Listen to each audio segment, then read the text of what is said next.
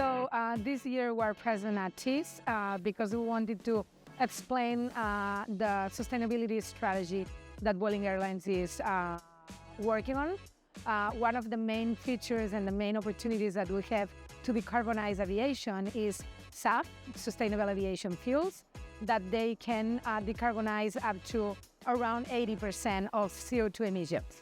So we wanted to find a way to explain it differently so people can understand it, very educational. So what we created is actually an interactive video game that you can play with to understand how you can create SAF. SAF, at the end, the feedstock can be like organic or from forest, and it can be also synthetic.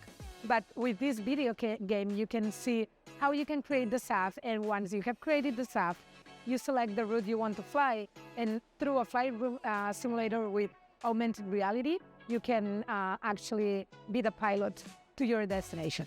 A lot of people are like finding difficult to explain sustainability, especially in sectors like and industries like aviation, where sometimes there's also a misconception and people are not really aware of the contribution in CO2 emissions of each industry. Actually, aviation contributes to the 2-3% of global emissions, but we find it very important to also educate in this way.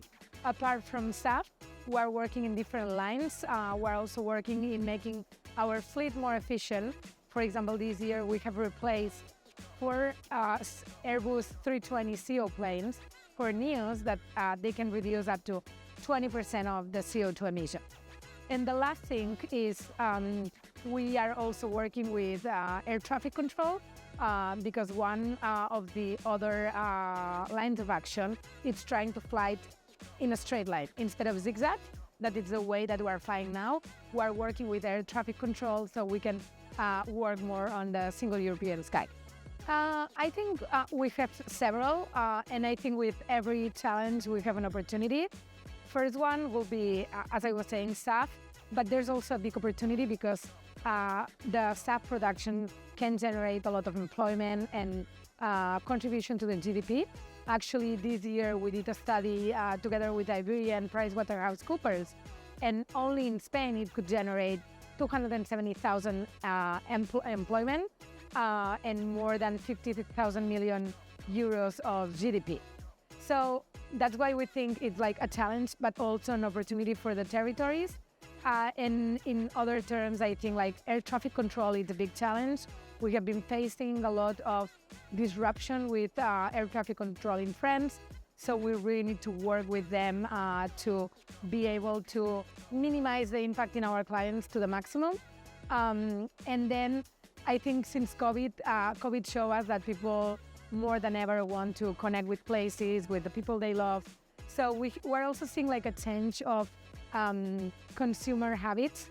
Like, so it's not a challenge, it's just an opportunity and something that we need to keep track of to understand it in terms of sometimes like you see people that now they travel, for example, to Andalusia and they travel for pleasure, but they are working from home. So like it's understanding these changes of habits. Sometimes we need to stop and think.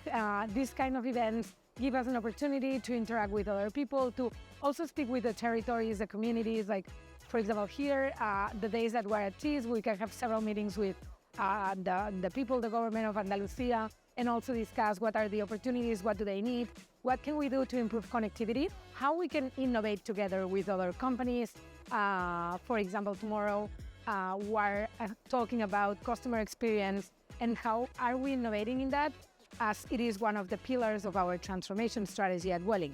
So I think it's a really good opportunity to connect with other people, other companies, exchange ideas, and work together on what is the tourism of the future.